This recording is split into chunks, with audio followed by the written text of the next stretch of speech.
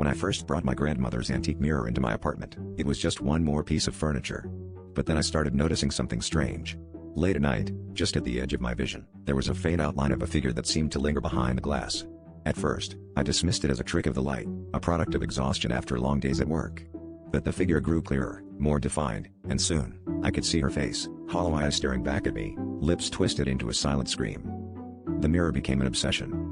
I spent hours researching its origins, uncovering a trail of previous owners who met untimely, mysterious ends.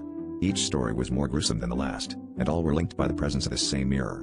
My grandmother had never mentioned the mirror's history, but I began to suspect she knew more than she let on. I found an old photograph tucked into the back of the frame, showing her as a young woman standing beside the very same mirror, the specter faintly visible even then. Desperate for answers, I reached out to a local historian specializing in cursed objects. She agreed to meet at my apartment, and as we examined the mirror together, she confirmed my fears. The figure in the mirror was the spirit of a woman who had been trapped there for centuries, a victim of a dark ritual gone wrong. Her presence was a curse on all who possessed the mirror, a curse that would inevitably lead to their doom. The historian warned me to get rid of the mirror, but as I reached to cover it with a cloth, I froze. The figure in the mirror was no longer silent. She was mouthing words I couldn't hear but somehow understood. The historian's face paled as she backed away, urging me to destroy the mirror immediately. But I was rooted to the spot, transfixed by the figure's now pleading expression. In that moment, the lights flickered, and the room was plunged into darkness.